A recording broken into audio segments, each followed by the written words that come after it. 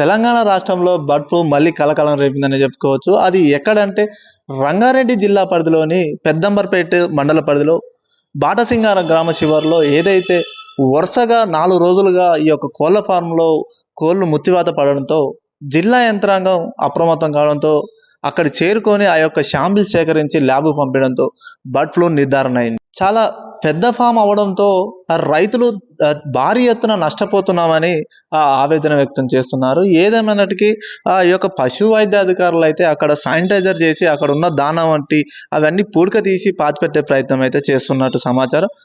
ఏదైనా ఆంధ్రప్రదేశ్లో మార్చి 16వ తారీఖున పల్నాడు జిల్లాలోని నరసరావుపేట 2 ఏళ్ల చిన్నారి బర్డ్ ఫ్లూ చనిపోవడంతో మొదటి కేసు అయితే నమోదు కావడంతో ఈ యొక్క బర్డ్ ఫ్లూ తెలంగాణలో మళ్ళీ కలకలం రేపడంతో జిల్లా నలుమూలల నుండి అదేవిధంగా తెలంగాణ రాష్ట్ర వ్యాప్తంగా అందరూ ఒక్కసారిగా ఉలిక్కిపడిందనే చెప్పుకోవచ్చు. తెలంగాణ పబ్లిక్ హెల్త్ డిపార్ట్మెంట్ అయితే చికెన్ ప్రియులకైతే ఒకవేళ తీసుకున్నా కానీ ఈ గుడ్లు అయితే 80°C ఉడికించి తినాలి. అదేవిధంగా చికెన్ కూడా అతిగా ఉడికించి తినడం వల్ల ఈ యొక్క వైరస్ ఆ యొక్క ఉడికించే క్రమంలో మరణిస్తుంది. కొంతవరకు బాడీకి హాని చేయదు. బాగా ఉడికించి తినడం వల్ల ఆ వైరస్ చనిపోయే అవకాశాలు ఉంటాయని తెలిపారు. ముఖ్యంగా రంగారెడ్డి, హైదరాబాదు జిల్లాకు ఆనుకొని ఉమ్మడి నల్గొండ జిల్లా ఉండడంతో అదేవిధంగా తెలంగాణలో నల్గొండ జిల్లాలోనే ఎక్కువ పౌల్ట్రీ ఫామ్లు ఉండడంతో ఎక్కువ శాతం హైదరాబాద్కు రంగారెడ్డి జిల్లాలకు ఎగుమతి చేస్తున్నది. అలాంటి తరుణంలో ఈ యొక్క రంగారెడ్డి జిల్లా బాటసింగారంలో ఒక్కసారిగా ఈ యొక్క బర్డ్ ఫ్లూ నిర్ధారణ కావడంతో ఇక్కడ ఉన్న చికెన్ ప్రియులు అయితే ఒక్కసారిగా అప్రమత్తమైందని చెప్పుకోవచ్చు.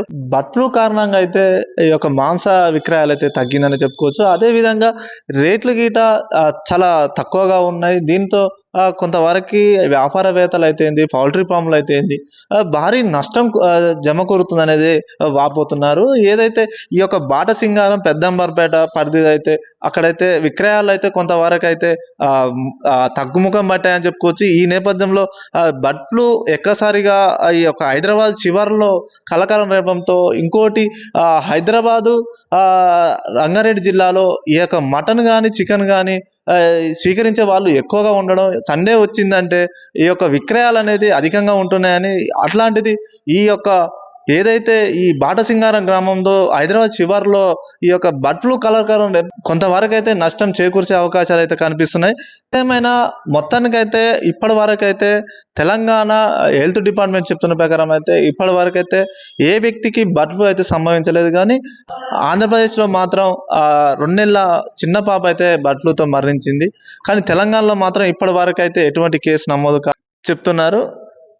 ఇంతవరకు అయితే బర్డ్ ఫ్లూ కేసు అయితే నమోదు కాలేదు. అది చాలా సంతోషకరమైన విషయం.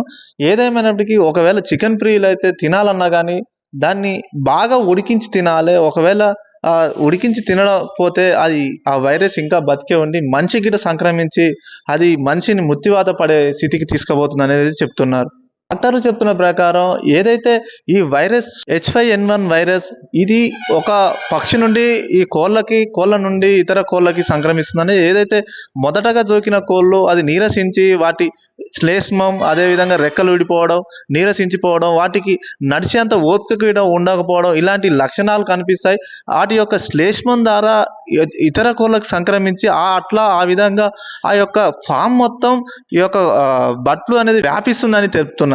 అలా వ్యాపించడం వెంబటే ఆ యొక్క కోళ్ళని బూడిక తీసి పాతిపెట్టి ఇతర కోళ్ళకు సంక్రమించకుండా శానిటైజర్ చేసి ఇలా చేస్తే కొంతవరకు నష్టపరిహారం జరగపోవచ్చు అని చెప్తున్నారు.